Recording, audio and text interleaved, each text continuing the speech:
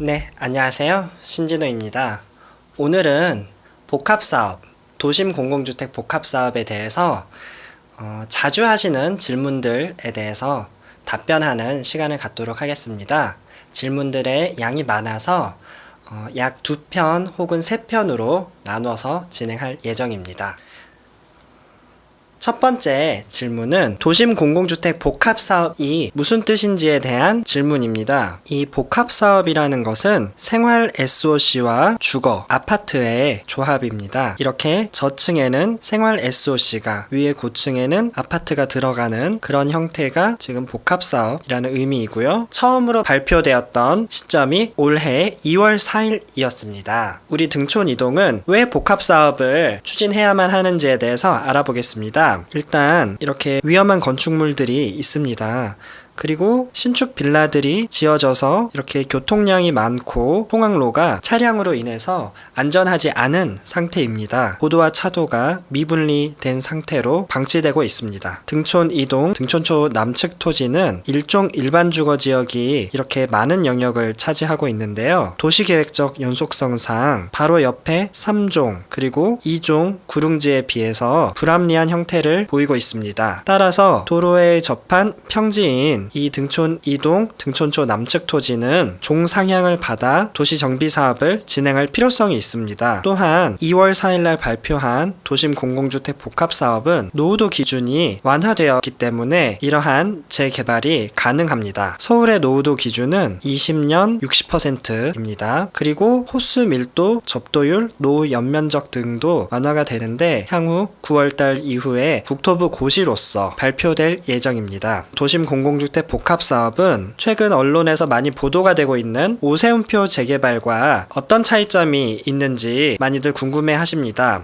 일단 오세훈표 재개발은 도정법에 따른 개발이고요. 도심 공공주택 복합사업은 공공주택 특별법에 따른 재개발입니다. 도정법에 따른 노후도는 서울시 조례상 철근 콘크리트 건물은 30년인데요. 지금 도심 공공주택 복합사업은 아까도 말씀드렸다시피 20년에 60% 기준으로 노후도가 완화가 됩니다. 오세훈표 재개발에 대해서는 아직 구체적으로 많은 부분들이 발표가 되지는 않았기 때문에 어떤 종상향 혜택이라든지 용적률 혜택에 대해서는 여전히 미지수이지만요. 도심 공공주택 복합사업 같은 경우는 한 단계 종상향과 용적률을 법적 상한의 120%까지 상향시켜 주겠다라고 발표가 되었고, 따라서 현재 등촌 이동 지역에서 시행할 수 있는 사업은 특히 이 노후도 기준을 고려해 본다라면은 오세훈표 재개발은 사실상 시작조차 할 수 없는 사업인데요. 도심 공공주택 복합사업 같은 경우는 노후도의 완화로 인해서 시작할 수 있고 가능한 사업입니다. 네 번째 질문은 현재 작성하고 있는 동의서, 그러니까 지금 많은 분들이 애를 써서 동의서를 취합하고 있는데요. 이 동의서는 지장이 들어가고 신분증 사본이 필요한 복잡한 동의서입니다. 도대체 이 동의서는 어떤 용도로 사용될 수 있느냐? 일단 지난달 도심 공공주택 복합사업 주민공모가 발표되었는데요. 서울 이외의 지역만을 대상으로 한다고 발표되었습니다. 그리고 서울 지역 같은 경우는 지자체를 통해서 상시 접수한다라고 밝혀져 있는데요. 이에 따라 강서구청에서는 국토부의 선도 지역으로의 신청을 8월 말까지 일괄 취합한 후에 국토부에 신청하고, 그리고 국토부는 연말까지 그 결과를 통보하겠다라고 공문을 내려보낸 바 있습니다. 따라서 이 동의서 양식은요, 이렇게 선도 사업에 신청하기 위한 양식입니다. 3분의 2 이상이 동의를 할 경우 지구가 지정될 수 있는 요건을 충족시키게 되는데요.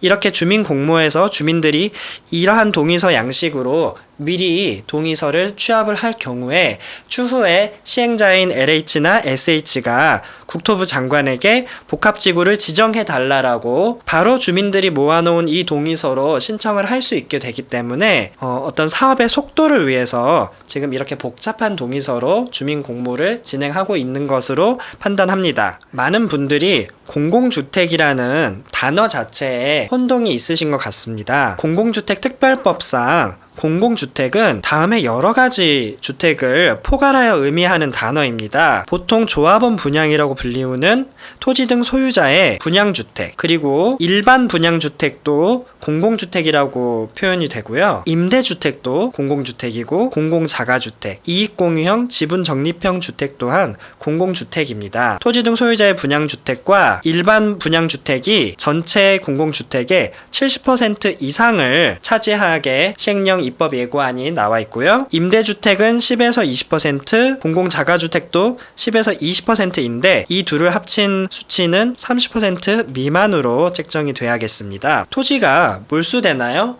건물만 갖게 되는 것인가요? 혹은 우리는 임대 아파트에 살게 되는 것인가요? 라는 질문을 많이 하시는데요. 전혀 그렇지 않습니다. LH, SH에게 맡기는 것이고 이 맡기는 조건으로 우리는 아파트나 근린상가를 받을 입주권을 부여받게 되는 것입니다. 지금 현재의 주택을 LH, SH에게 맡기고 아파트와 근린을 받겠다라는 계약을 체결하는 것인데요. 이것은 환지의 개념입니다. 따라서 토지가 몰수된다라는 것은 전혀 말이 되지 않는 개념이고요. 당연히 우리가 받게 되는 아파트는 토지 지분과 건물 지분이 있는 일반적인 아파트이고 단 여기에 생활 SOC가 일부 포함이 되어 있는 것이죠. 6월 29일 이후 권리 변동에 대해서는 입주권이 있나요? 기준일을 6월 29일로 하겠다라고 국토부에서 밝혔고 6월 29일에 공공주택 특별법 개정안이 통과가 됨으로써 즉 6월 30일 이후에 권리 변동에 대해서는 입주권을 부여받을 수 없고 현금 청산 대상이 되는 것으로 입법이 확정이 되었습니다. 그런데 여기에는 예외사항이 있고요. 이 예외사항은 이혼이나 상속 의 경우입니다. 증여는 여기에 해당하지 않습니다. 신축이 많은데 가능한가요? 라는 질문을 많이 하십니다. 서울시는 20년 60%로 하겠다라고 국토부에서 여러 차례 밝힌 바 있습니다. 그래서 이렇게 신축이 많더라도 평균적으로 20년 60%라는 기준을 충족을 하고 이 신축 소유주들이 많은 수가 동의를 한다라면 최종적으로 전체 토지 등 소유주 중에 3분의 2 이상이 동의한다라면은 당연히 도심 공공주택 복합사업은 진행이 가능합니다. 그리고 등촌 이동 지역의 경우는 도로변에서 가까운 신축 빌라 소유주분들은 오히려 이 도심 공공주택 복합사업에 더 적극적인 블록들도 있습니다. 김포공항 때문에 고도 제한이 있는데요. 이 고도 제한 때문에 도심 공공주택 복합사업이 힘들지 않냐라는 질문을 많이 하십니다. 일단 등촌 이동 같은 경우는 원추 표면으로 해발 고도 112.86m의 고도 제한이기 때문에 사실상 30층 이상으로도 건축을 할 수 있는 땅이기 때문에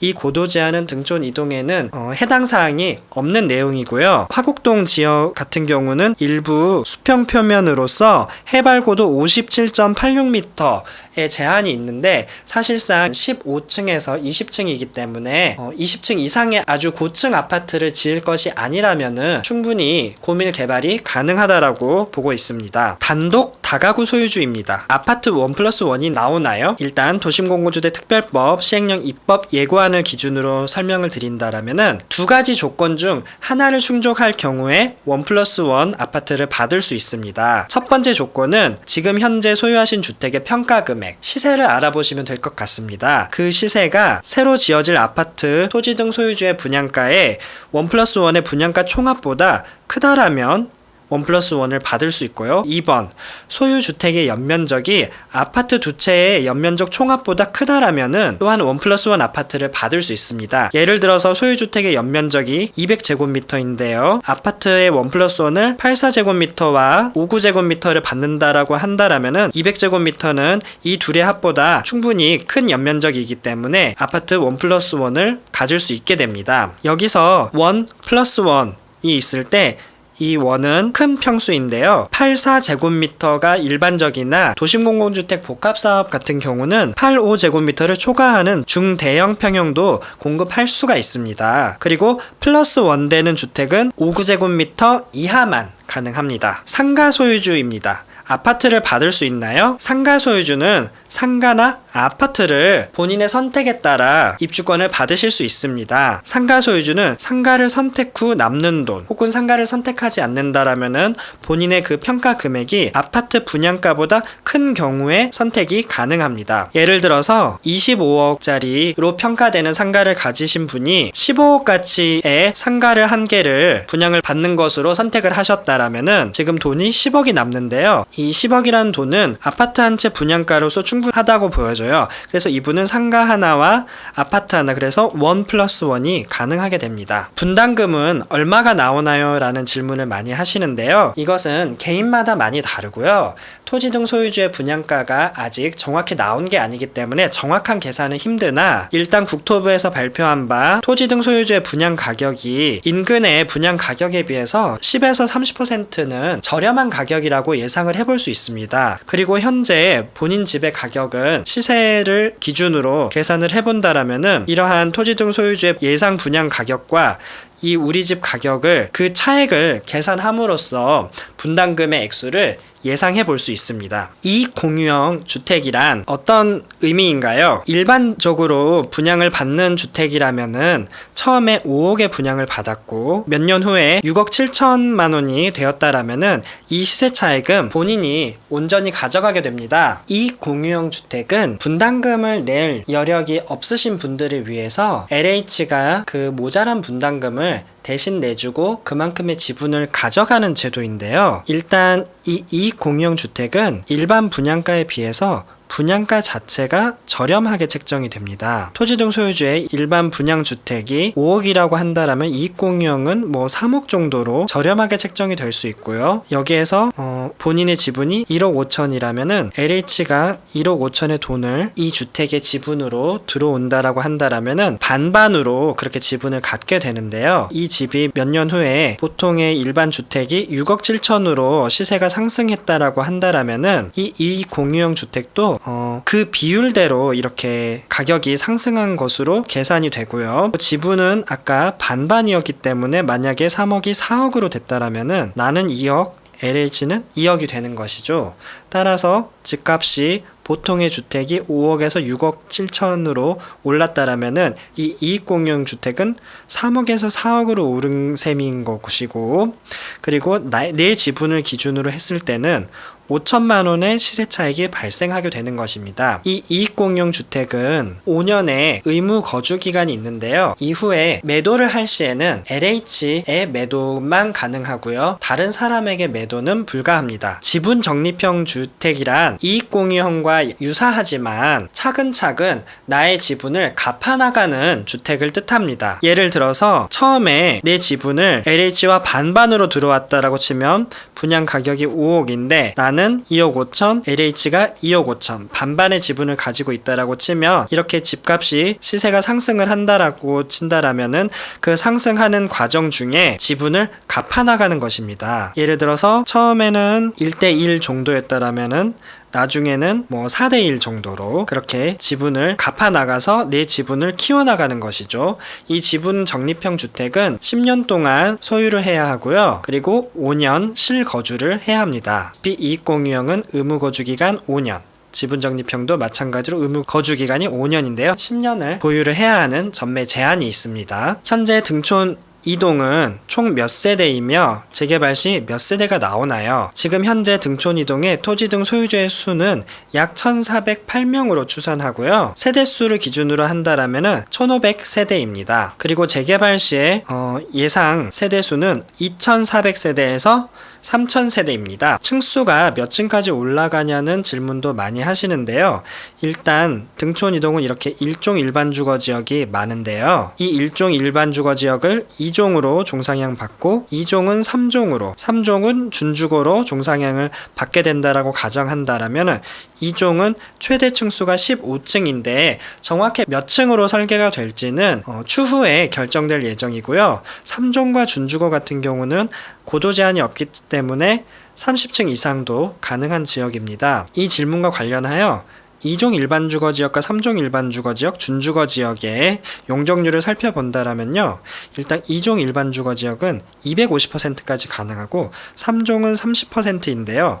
준주거 같은 경우는 500%가 가능합니다. 따라서 대로변의 3종 같은 경우는 준주거로 종상향을 받고 용적률을 500%까지 채워서 설계를 할 수 있을 것으로 기대합니다. 진입도로는 일단 메인 진입로는 기존의 통학로로 사용이 되고 있는 이 도로가 메인 진입로로 사용이 돼야 될 것으로 보이고요. 검역본부 위치로 가는 도로가 있어야 되지 않나라고 저는 좀 생각을 해보았고요. 구의회와 주유소 사이길도 진입로로 사용이 될 수 있을 것이고 도서관과 영일고 사이 길 같은 경우도 등촌 1주택 재건축 부지와 연결되는 진입도로로 총 3가지로 진입도로가 마련될 수 있을 것으로 기대합니다. 검역본부는 어떻게 되나요? 이전에 대한 요구가 오랜 시간 누적이 되어 있고요. 서울시 생활권 계획에는 검역본부가 저이용 공공시설로서 이전이 이미 계획이 되어 있습니다. 따라서 복합사업이 선정이 된다라면은 검역본부가 이전할 땅이 마련이 된다라면은 농림부와 협의하여 이전 계획을 세워볼 수 있을 것으로 기대합니다. 생활 SOC, 복지공간, 체육공간 같은 공간들이 들어올 수 있을 것으로 기대합니다. 입주까지 몇 년이 걸리나요?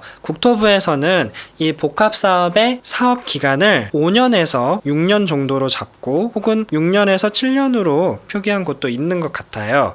그런데 사업 기간이라는 것은 주민들이 얼마나 협조적으로 단합된 의견을 가지고 가느냐 가 가장 중요한 것으로 보는데 등촌 이동 같은 경우는 주민들이 매우 단합이 잘 되어 있기 때문에 상당히 빠른 기간 안에 입주를 할 수 있지 않을까. 그래서 2027년에는 입주를 할 수 있지 않을까라고 기대를 하고 있습니다. 전세금 빼줄 돈이 없습니다. 대출이 나오나요? 여기에 대해서는 주택 다가구 소유자의 경우에는 1주택 소유자라면은 당연히 전세금 빼주는 대출 상품을 마련을 할 것이다라고 하고요. 그리고 다세대 소유주의 경우는 지구 내에 여러 채를 소유하고 있고 지구 이외에는 주택이 없는 경우에 이 전세금을 빼줄 그 대출을 마련을 해주겠다라고 국토부에서 밝힌 바 있습니다. 복합사업이 선정되고 나서 이주를 해야 할 때 전셋집을 구해야 되는데 그 보증금은 어떻게 마련하나요? 대출이 나오고요. 소유하신 주택의 평가 금액 지금 소유하신 주택이 만약에 2억 5천이라면은 1억 7,500 정도의 금액은 보증금으로서 대출이 나옵니다. 실거주 요건이 있나요? 이 복합사업의 입주권을 받기 위해서는 실거주 요건이 없습니다. 단지 6월 29일 이전에 소유하고 있으신 분이어야 하고요. 6월 29일 이후에 증여나 매매로 권리 변동이 있다라면 입주권이 부여되지 않습니다. 그리고 아파트 전매는 입주 시에 등기를 치면서 바로 전매가 가능합니다. 네, 이상 복합사업에 대해서 궁금한 내용들에 대해서 답변하는 시간을 가져보았고요. 또 다음 영상에서 질문 답변 시간을 이어나가도록 하겠습니다. 감사합니다.